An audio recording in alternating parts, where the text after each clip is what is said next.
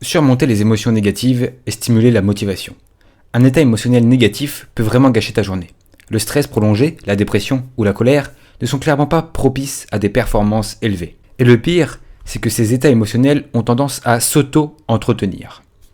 Travailler en étant trop stressé peut entraîner encore plus de stress. La dépression et l'inquiétude peuvent t'amener à éviter de prendre des mesures qui t'aideront à échapper au gouffre de la négativité.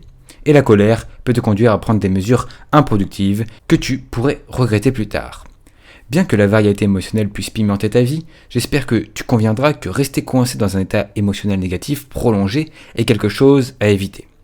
Alors, si tu te trouves dans l'un de ces états, que peux-tu faire pour booster ta motivation et la maintenir à un niveau plus élevé, ou la refaire revenir à un niveau plus élevé? J'ai passé énormément de temps à étudier les états émotionnels, bien plus que tu voudrais le savoir.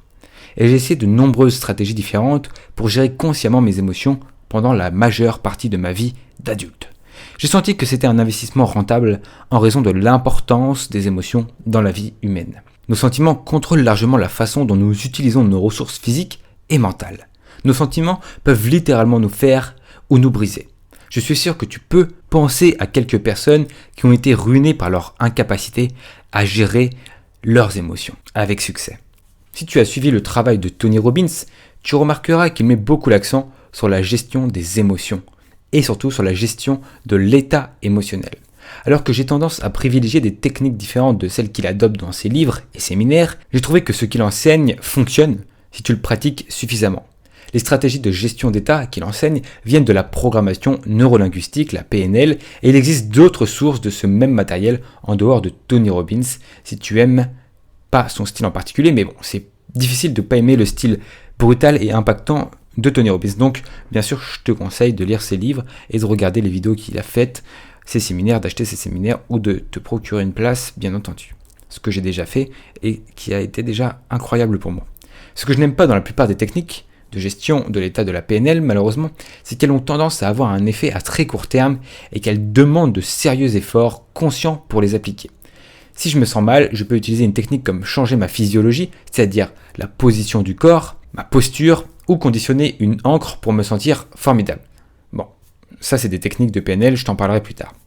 Cela fonctionne très bien, mais ça ne colle pas, et 1 heure plus tard, je me ressens retomber progressivement dans un état émotionnel dépressif ou celui que j'avais précédemment. Étant donné que j'ai finalement besoin de m'asseoir à mon bureau et de retourner au travail, me donner un coup de pouce émotionnel temporaire est bien, mais cela ne fait pas grand chose pour moi au cours d'une semaine, à moins que je ne le répète tous les jours. C'est mon expérience personnelle, donc ce que je dis est vrai pour moi mais pas pour tout le monde. Ça peut très bien fonctionner à long terme pour toi. Il existe une énorme variété individuelle dans les techniques qu'on peut utiliser dans la PNL pour changer son état émotionnel. De même, je peux regarder une comédie ou écouter de la musique pour me remonter le moral, mais l'effet est encore très temporaire. Me donner une nouvelle contribution temporaire pour me remonter le moral est bien, mais généralement mon état émotionnel précédent se réaffirmera simplement dans 1 heure ou 2. Alors qu'est-ce qui fonctionne? Ou qu'est-ce qui fonctionne pour moi? Comment maintenir mon niveau de motivation perpétuellement élevé? Cela peut te sembler trop simpliste, mais la meilleure stratégie que j'ai trouvée pour rester motivé et positif est de maintenir l'habitude quotidienne d'écouter des programmes audio de motivation. Je possède plusieurs de ces programmes, j'ai donc des centaines d'heures à ma disposition. La plupart sont des formats MP3 que j'ai téléchargés suite à l'achat d'un séminaire ou suite à l'achat d'une formation. Donc je mets simplement ça en route sur mon ordinateur, sur mon téléphone et j'écoute mes orateurs préférés comme Brian Tracy, Zig Ziglar, Tony Robbins, Dennis Waitley ou bien d'autres. Bien que ces programmes regorgent généralement d'informations et d'idées intéressantes, je trouve que l'information elle-même n'est pas ce qui procure généralement le plus d'avantages. C'est le fait émotionnel, motivationnel que me procure ces écoutes le plus gros bénéfice à long terme. J'ai écouté certains d'entre eux des dizaines et des dizaines de fois, donc je ne tire pas beaucoup de nouvelles idées. Même si l'information ne change pas, l'attitude positive derrière l'information me revigore à chaque fois. J'écoute souvent ces programmes audio tout en faisant de l'exercice ou en effectuant d'autres tâches physiques comme préparer des repas ou faire la vaisselle. La plupart du temps, je ne me concentre même pas sur eux. J'écoute simplement passivement pendant que je me concentre sur autre chose. Tu peux bien sûr utiliser ces programmes audio, mais tu peux aussi écouter des podcasts sur le développement personnel ou sur ta passion. Pour moi, l'effet est indéniable. Après 30 à 60 minutes d'écoute, par exemple à écouter Zig Ziglar parler d'objectifs, je me sens invariablement très optimiste et concentré sur ma journée. Et j'ai tendance à faire beaucoup de travail hautement prioritaire lorsque je suis dans ce genre d'état émotionnel. Mais la clé était pour moi de maintenir cela comme une habitude quotidienne. Tout comme l'exercice physique devait être une habitude quotidienne, je pense que le conditionnement émotionnel quotidien est au moins aussi important. Chaque fois que je suis tombé hors de cette habitude pendant des semaines ou des mois à la fois, je suis invariablement aspiré dans des états émotionnels négatifs.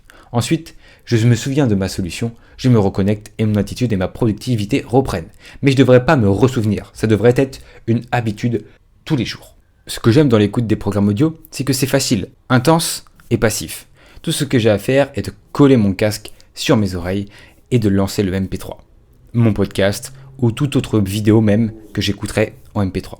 Je vise généralement 30 minutes par jour pour cette habitude. Cela suffit pour que je me sente généralement positif et optimiste pour toute la journée que je vais suivre. Cela suffit généralement pour que je me sente positif et enthousiaste pour toute la journée qui va suivre.